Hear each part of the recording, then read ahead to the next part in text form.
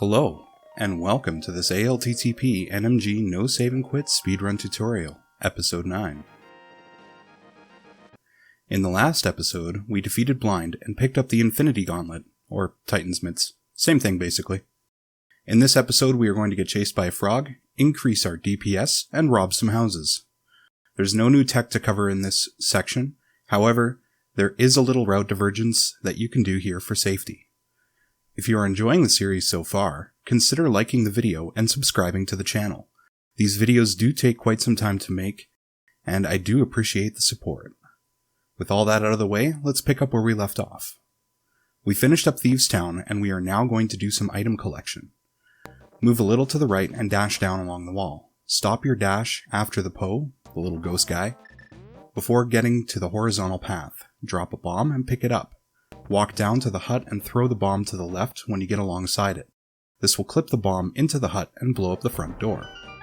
Walk inside and jump down the ledge. Collect the 300 rupees, walk up the stairs, and leave the hut.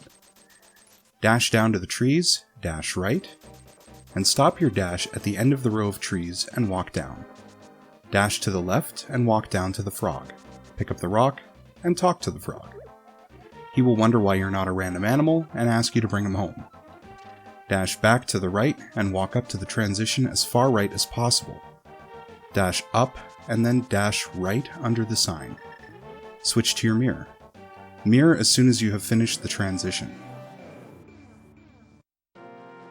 Walk up the stairs, enter the house, walk in, and leave as soon as the cutscene here ends.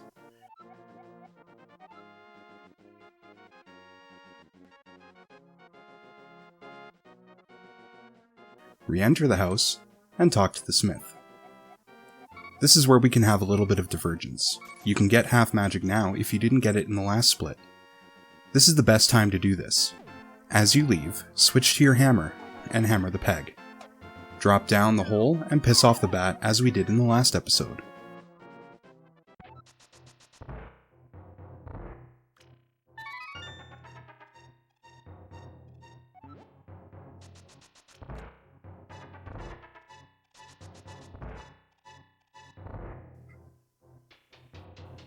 Leave the cave, dash to the left past our portal, go back to the right and up the stairs.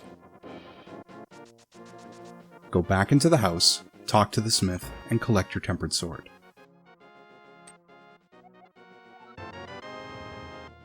If you are not getting half magic, leave the smith house and leave the screen by dashing left, and immediately turn around and go back. Dash right, back into the house, and talk to the smith to collect your tempered sword. Leave the house once again, charge your sword for a spin speed off the stairs, and we'll take our mirror portal back to the dark world. Dash up along the fence and stop your dash near the end of the fence. Dash left through the bushes, and we'll enter the C-shape house.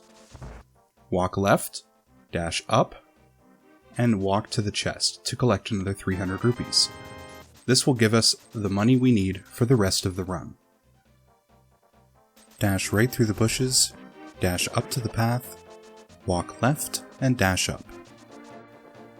Once on the next screen, walk right and up and line up with the trees above you, then dash up.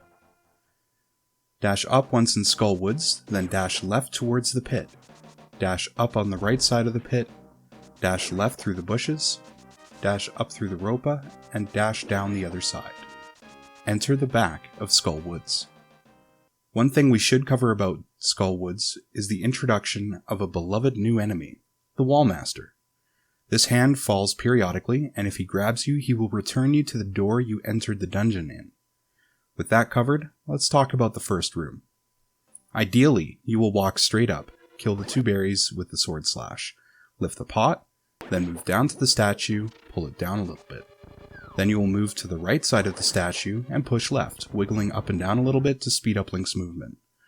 Once the statue is in position between the rails, move to the back of the statue and pull up. You will avoid the Gibdos in this way, but the Wallmaster will likely appear as you are pulling the statue up. Make sure you avoid him when you hear a drop, by moving up to the door. Once he goes back up, finish pulling the statue over the switch to open the door. Pick the best path to the chest and use your mirror once you have the big key.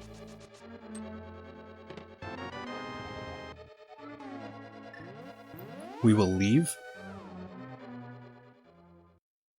and dash up and down the path as we did before to get to the front of Skullwoods. There's a little divergence here again, which will depend how comfortable you are with bomb jumps. If you don't want to do the bomb jump, instead of dashing through the top row of bushes, you will dash in the middle row of bushes. Throw the middle left pot at the mini Helmosaur, and throw a bomb at the wall.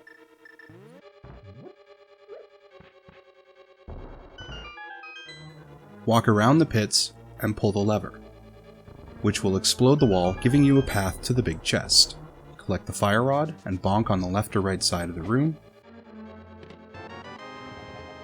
Make sure you hold down when your bonk starts to ensure you clear the pit. Leave out the front door. If you are doing the bomb jump, just dash through the top row of bushes, dash down, walk left to the front door. Approach the left pit and switch to your bombs. Line up facing down with your sword out. There are only 2 pixels that work here for a bomb jump. We can extend this to 4 by bonking into the wall to our left. This is the same bomb jump as we did in Tower of Hera, just less punishing as it doesn't put you on another floor. If you are going for the 2 pixel jump, this is the lineup you're looking for. If you're going for the 4 pixel jump, get into position, count to 3, then bonk into the wall to your left to get the extra couple pixels of boost. These are the lineups that will work. Pick up the fire rod and fall down the pit to get back to the door so we can leave.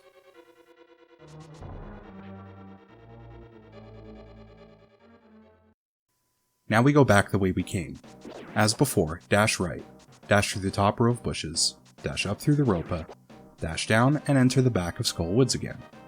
This time, we walk through the door on our left. Dash left through this room, dash left again and pick up the pot for a small key. Switch to your fire rod as you leave this portion of the dungeon. Dash left and dash up. Fire rod the door and walk up. Move a little to the left and dash straight up in this room. You will either need to react to the fire snake in this room or you will beat him to the door with a key dash. In this room we pick up the right pot, walk diagonally between the pit and the star to get to the door faster. There is magic and health in this room if you need it. There are 2 ways of doing this room. You can either burn everything to the ground, which is my preference, or you can play it risky and leave some of the Gyptos alive, which does take some practice. If you intend to kill everything, shoot your fire rod right twice, dash to the wall, use your fire rod 3 times to kill the rest of the enemies. Watch out for the Wallmaster. If you kill the Wallmaster, he just comes back, so don't waste your time. Pick up both pots for magic, go to the right side of the torch to light the 2nd and 3rd torch, dash up and light the 4th torch, and dash left. If you plan on keeping things alive, do the following. Fire rod twice to the right as before. Dash right to the wall and dash up along the wall, hitting the 2nd and 3rd Gypto. Pick up the bottom pot and throw it up. Fire rod right, then left. Move a little left and dash up. Light the last torch with the fire rod and dash left. Everyone does this next room a little differently. I personally like to dash left into the Gypto, then walk up and slash the vines. I have found this to be the best way to not get hit in this room, and it's pretty consistent. If you grabbed powder, you can powder the bunny beam in the middle of the room. Just be aware, if it moves before you powder it, you won't get a fairy for your troubles. So you do need to be quick about it. In this room we dash up and try to hit the Gypto into the spike in the top right. We do this as the spike will overwrite your tempered sword damage and replace it with gold sword damage. This means we only need to hit the Gypto into the spike twice for him to die and give us the key. If you have issues with this, you can just fire rod him and grab the key that way. Go right through the door once you pick up the key. If the Vault Master came down in the previous room, you're pretty safe to just drop straight into the hole from the left side. If he didn't drop, wait at the top of the room for him to come down before you drop into the hole. The pot on the top right has magic if you need it. This is Mothula. The only thing you really need to know is that he is coded not to take damage from Gold Sword. Since the spikes do the same damage as Gold Sword, if you hit Moth into the spikes, he won't actually get hurt. He does like to hug the top of the screen, so try to hit him into the block. There are some really easy ways to finish this fight fast. You can dash straight into the block as he starts to move. This will usually count for 2 hits. After that, it's only 2 more sword swings and the Moth is dead. Take your time with this fight. It's extremely RNG heavy, and you can get destroyed easily by the moving spikes, the conveyor belts, and Moth's attacks.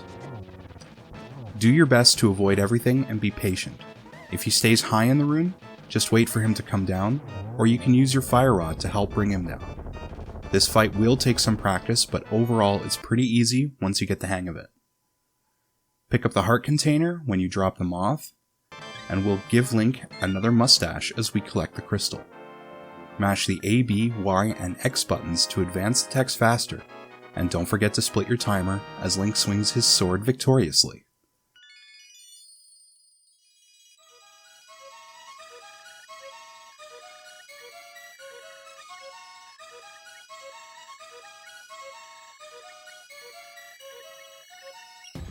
That's it for this episode.